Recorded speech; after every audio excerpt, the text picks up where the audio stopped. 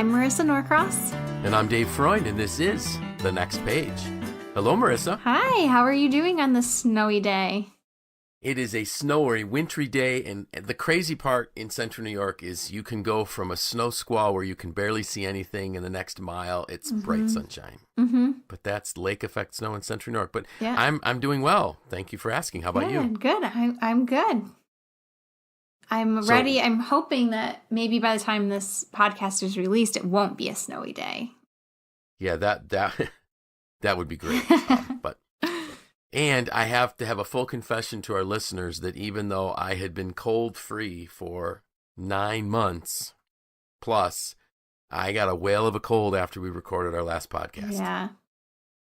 And for the first time ever, I canceled 2 coaching sessions. Wow. Because I could not talk. Well, you have to take care of yourself.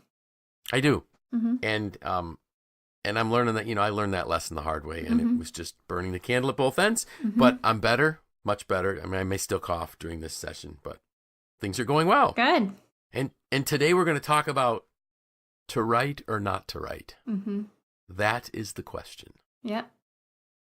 But it really shouldn't be a question. No, I think we're going to quickly get to the answer. We really are. And so the post that I put out this morning was on the value of journaling.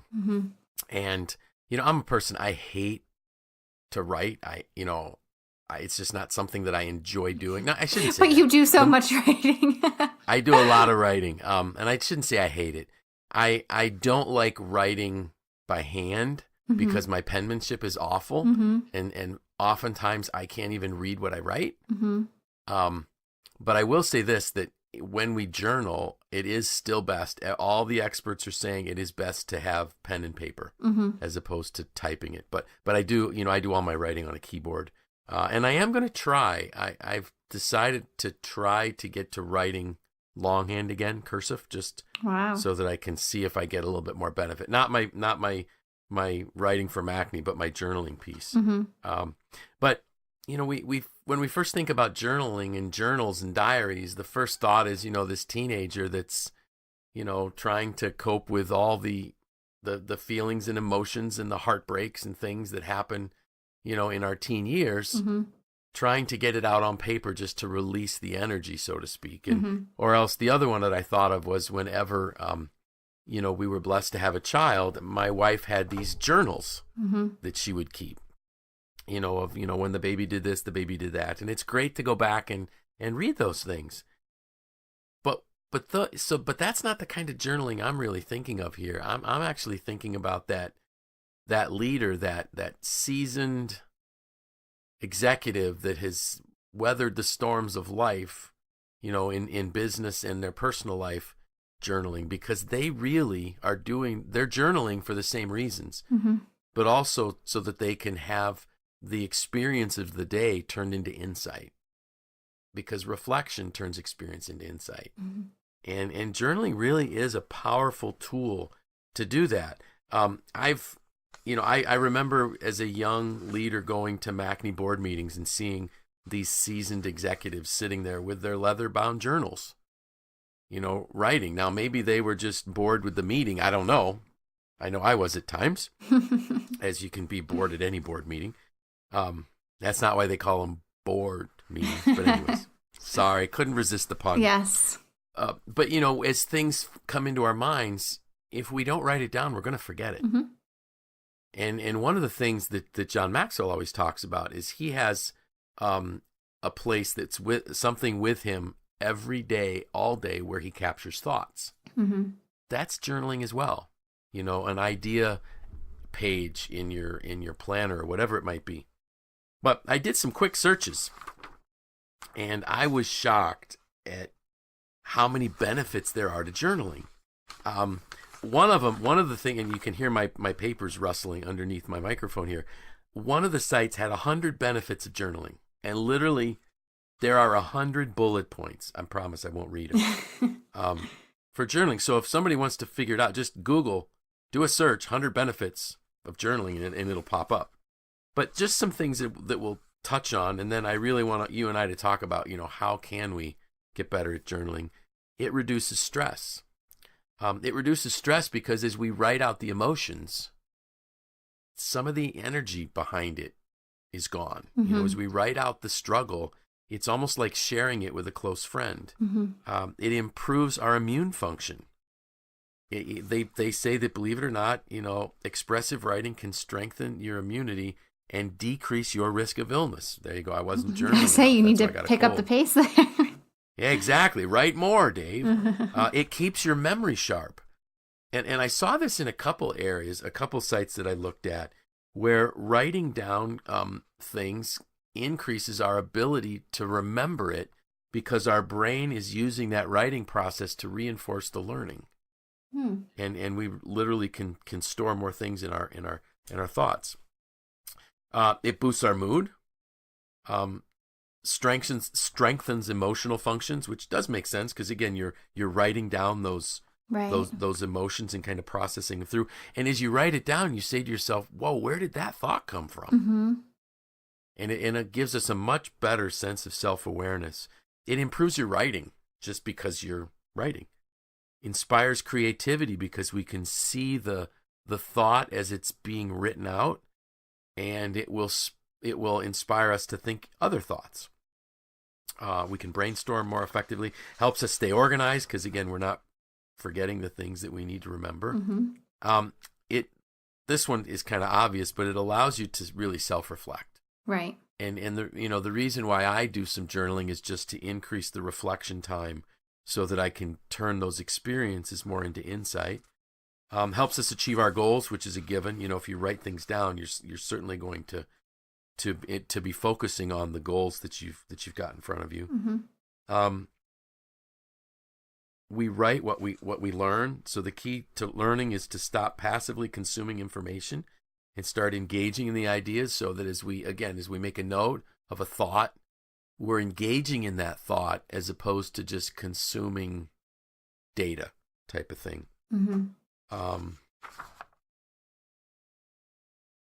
It also, they're saying that it stimulates the brain to its highest cognition, which I thought, wow, that's pretty cool. And if you think about it, that's really what all of us should be trying to do, is to engage our brains at its highest level to help us achieve the things or the memories that we really want to embed deep into our thought life. The idea of reflecting on your kids, the first steps, the first outing, the first birthday, whatever it might be. Those are critical for us to remember. Stretches your IQ. I love this one. It evokes mindfulness, which we all need to be spending a little bit more time on. Strengthens our self-discipline. Improves our communication skills. Sparks creativity. Gives us self-confidence. I mean, and again, you know what? I haven't gone to the sheet that's the 100. Those were just others that I found. So for me, journaling is rough. It's tough. It doesn't come easy. How about you? Do you enjoy journaling? Are you good at it? I am not good at it. Okay. That's fair. I'll enjoy it. I think getting started is always tough.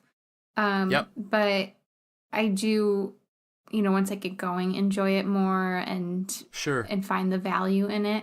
I've never been I'm good at taking notes. Like I typically always have a notebook with me for meetings and things like that, to capture things and ideas that occur at work and in meetings, but not so much with the reflective piece. I've shared before that I have used the 5-minute journal. Okay, explain that to me, because one of the goals that I have from this podcast isn't to just give them the benefits of journaling, but to give some tools to help us journal. Yeah, so the 5-minute journal is, as you can tell by the name, a brief way to capture some information every morning and every night to use as reflective opportunity, and then to also kind of chronicle your days, so you can go back and look for patterns and mine that data later. Sure. So, without getting too deep into it, I mean, the 5-minute journal is just a small journal that has a set methodology, and it kind of explains it in the beginning of it, but it asks the same questions every morning and every night. And so in total, it takes you roughly 5 minutes. Wow. And so it's undated, so you can pick it up and write your dates in as you go. And it starts every day with an inspirational quote. And then the morning routine, it asks you to list 3 things that you're grateful for. And I think it's really easy for us to fall into the, like, I'm grateful for my family, I'm grateful for my job, and I'm grateful for the roof over my head. And I was recently listening to another podcast that talked about this and how we have to, like, think outside of those things. And some of them could be like funny things. Like I'm really grateful for how close I live to Wegmans or things like that. But really getting away from those same standbys, like, that we all tend to go to. And so I feel like this question that I am grateful for and having to list 3 things, is really a good exercise to do. Absolutely. Like if I was doing this right now, I would say I am grateful for my daughter sleeping through the night last night because it's the first time since before Christmas that we finally got a full night's sleep. And that makes me feel a lot better when I wake up in the morning. Absolutely. The second question that it asks is, what would make today great? And again, there's 3 lines there. And I really like that one because it allows you to set your intentions for the day. Absolutely. Yeah. And really think about, like, okay, what if if these things happen or if I do these 3 things, then I'll feel like I, was successful today. And then the last one for the morning is a daily affirmation, which we've talked about before. So just room for one daily affirmation. And then every night it will ask 3 amazing things that happened today. Yeah. And I really like that one because then you are, I would do this right before bed. I keep it in my nightstand. So it helps you go to bed with a positive attitude. That's awesome. And then the last question is, how could I have made today better? And I think that's one of your reflective questions as well. Yeah, it's a version. You know what I wish that I could say I was grateful for? I wish that I could say I was grateful that I live close to Chick-fil-A. But maybe since I know I need to lose weight, I should be grateful that I don't live close to Chick-fil-A. You live closer to Chick-fil-A now than you did, 18 months ago before we didn't have Chick-fil-A at all? When the closest Chick-fil-A was Erie, PA. Yes. And by the way, if you're traveling on Interstate 90 going west, it's Peach Street. Just take a right. It's about a half a mile down on the left-hand side. But no, we do have one up in the Cicero area now. Yes. But no, all kidding aside, I think that that journaling piece that you're sharing there is great because, one of the things that I struggled with is I wanted to journal. Mm-hmm. I still want to get better at it. I do write just about daily, but because I struggled with what to write, I guess I created my own 5-minute journal. Right. Because I have my questions and I've expanded the questions. So the first one, and I've been sharing this with you since you requested, is what is the attitude that I'm choosing for today? Mm-hmm. So I pick an attitude and then I pick why that attitude is important for me for that day. The second question that I ask myself in the morning is, what am I feeling right now? And I think I've shared that with our listeners. And that is just so that I can begin to look for trends in, what's happening with my mood, my emotions, whatever you want to call it. Then the next part of my reflection is actually for the previous day. So then, because I'm so tired at night that I wasn't doing it enough, I decided to reflect the next morning. And then I look at, considering the previous day, what went well, what didn't go well, what did I learn, what will I change, and what was the highlight of my day. Mm-hmm. And the goal with those questions is, the highlight of my day is to create memories that I can hold on to. And then what will I change based on what I learned and what didn't go well is I want to be able to set the day up better going forward. If I'm doing things that don't work, I want to stop. There's no point in doing things that don't work. And then what went well, I want to do more of those things. I want to add more of those things into my life. But I would like to get a bit more intentional with just more of my recording my thoughts throughout the day. Because I still think I'm missing some things. Mm-hmm. I had shared with you before we started recording, one of the gentlemen that I follow on Instagram, Joe Duncan, who has, it's his, whatever you call your Instagram name, whatever, before 5 a.m., he posted something this morning that said he journals between 30 and 60 minutes every morning. Did he share what he journals about or what his format looks like? Just his, I was trying to look for it before our call, and I didn't find it. But if I remember reading some of it, it was just, his thought life at the moment type of thing, how he's doing with his goals. Are there things that he wants to pursue? Literally, what is he thinking about as he starts his day so that he can make the most out of those creative ideas? And I found myself throughout the day having these great ideas, but because I don't write them down, they're lost. So I really got to figure that piece out. I don't, So you really need to figure out more of the free journaling. Exactly. Area. Yeah, because I think I'm doing fine with the structured journaling, but I need to find more of a pattern for me of that free journaling. Yeah. Yeah. I had a roommate in my first year of college, and she was an avid journaler. And she would spend, I'd say, about 45 minutes to an hour, maybe every night or every other night. And I think she picked up the habit, I believe, when she lived in Australia for, I don't know, maybe a year or 18 months or something like that, when her dad's job took her there when they were in high school.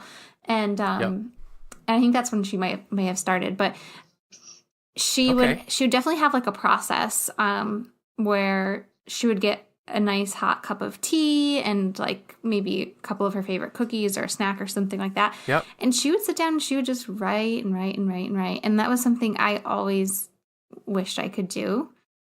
And so like you, I need to work on that as well. Like that just kind of pouring out of ideas or emotions or reflections and things like that. And doing it by hand, not typing it out. Right. And it's interesting because the reason why I had my structured questions was just to get me to do it. And I saw the value in that. And then I literally built a system where at the end of the week, I can look back and reflect on the week based on the notes I made. And then at the end of the month, I just have to look at the summary sheet. So it's almost as though I structured it too much, which is great for looking at. And my whole goal was to make my year-end reflection smoother, which I think this will do. But I'm missing that capturing of the creative piece, which what I'd like. I'm going to commit to something. So, and I guess if you put it in a podcast, well, that's really going public on it. So Friday I head to a John Maxwell event in Orlando for, let's see, it's 5 days. I'm going to be there 5 days. 5 days of training. I'll be there actually 6 days. And I'm going to, I promise that every evening I will at least jot down a few sentences of what were the highlights for me of each day. And then I'll share it with you the next time we record a podcast. How's that? That reminds me, actually, the last time I went to a conference that was, it was down in North Carolina, so I was away from my family, kind of similar to how you are. That was a requirement after the first night, was that you had to go back to your room. And I think we had done a lot of writing at the conference itself, and a lot of reflecting there. And then I think there was a writing exercise to do on your own. And then she actually challenged us all to either videotape ourselves reading it, or just like audio recording yourself reading it. And then sharing it with your accountability partner. Wow. From the I guess I just picked a whole bunch of accountability partners. So we won't make you record it and share on the podcast, but no, don't do that. But I will, and what I'll do is I'll have those notes. And so maybe next week we can talk about the value that came out of it, and did I find different, did I remember different things? Well, I wonder too if you were to record yourself, just audio record yourself each night. Yep. And then listen to it on your way back or something. That would be good. If you would find value in that, or if it helps you retain more of what you got out of the 5 days. That's really good. See, now I'm assigning things to you.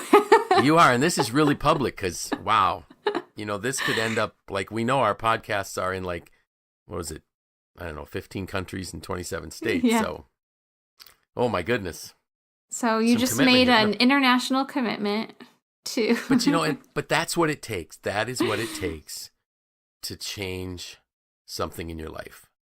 No. And go ahead. No, you go ahead. Well, one of the things I was listening to a podcast this morning. I was driving to Auburn for a kickoff of coaching. I have a new coaching client out there, and I was kicking off the program. And when I drive in my car, I'm listening to podcasts. Mm-hmm. And I was listening every Wednesday. Not only does the Next Page podcast get released, but so does the Maxwell Leadership podcast is released on Wednesday mornings. And I got to find out, that this is our 91st episode. Mm-hmm. I just listened to their 36. So I need to talk to Mark Cole and say, Mark, did you pick Wednesday because you want to compete with the Next Page? But I was listening to John, and, I'm thinking about all of this. He's 72. How did he get all this this knowledge and this wisdom? But since he was 17, he's journaled. Mm-hmm. He's reflected. So what he does is he takes everything that he's learning that day and he records his thoughts, and then he files his thoughts.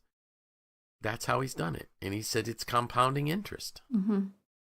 So that if we really will be intentional about this reflection piece, this journaling piece, and write down our ideas and our thoughts, it's like interest in the bank. It compounds. And all of a sudden we have a lot of wisdom. My question that I was going to ask you earlier was, how often do you look back at your daily reflections? So my goal, I'm not saying I do it every week. My goal is to do it weekly, mm-hmm. and then I do the weekly summaries monthly. So you actually have something that you write out as a weekly summary. Yes. And then you have something that you write out that is a monthly summary, and then you do your year-end summary from the monthlies. Right. Okay. Right. But what I'm finding is that the information that's there isn't as rich as I'd like it to be.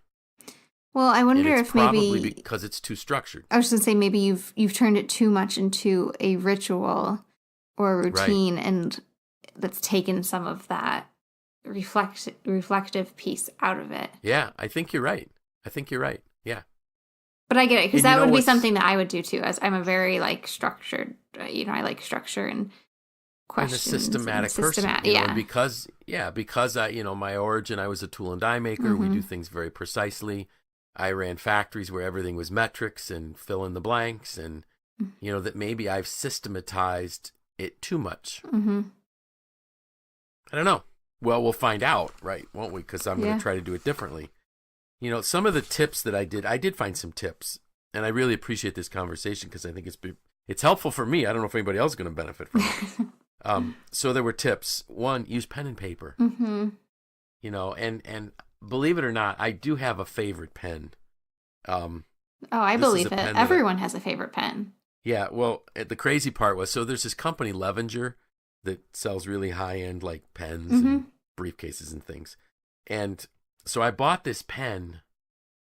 Well, I was still at Self-Lock, so it's well over 3 years ago. Wow. And I thought, well, I probably should get another one because it's starting to wear out. And they were $89. There's no way I'm paying $89 for a pen.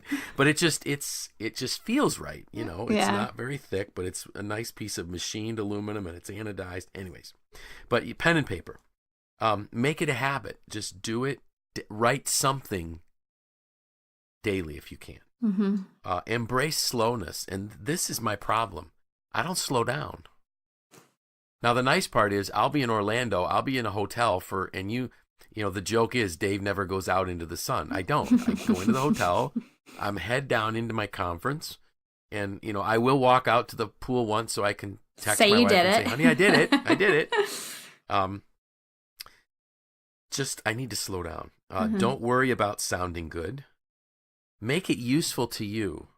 That was a good one because I think that's how I started, was making it useful. But I think it's too rigid now.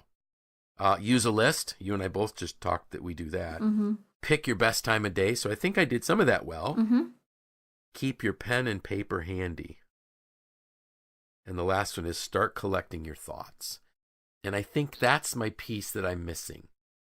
I am reflecting on what's going well, what's not going well. I'm very intentional now on my attitude for the day, and why I'm picking it, but I'm not collecting my thoughts. I'm collecting my reflections. So that's the piece that's missing for me. So that my commitment to you first and to our listeners is that starting Friday morning, when I get on that very quick JetBlue flight, direct flight from here to Orlando, which I love, I will begin collecting thoughts. Great. How's that? That's awesome. So we all know that I'm going to Orlando. Is there anything exciting happening with you? No, not too much around here. Just making it towards spring. And with two precious little girls, something exciting can happen at any moment. Yep. And Isla's looking forward to her 3rd birthday. So even though it's still that's exciting. a little bit of a ways away, we've been spending a lot of time talking about that and helping her understand what that really means. That's super exciting. Yeah. Cool. Well, enjoy the planning for it, and hopefully while I'm gone, it will warm up a little bit here. I hope so. Because right now it's bitter cold. We've got to be getting there. We have to, and we better because I'm running out of firewood. So are we. It's not good. So are we. All right. So with that, I'm Dave Freund. I'm Marisa Norcross. And this was The Next Page.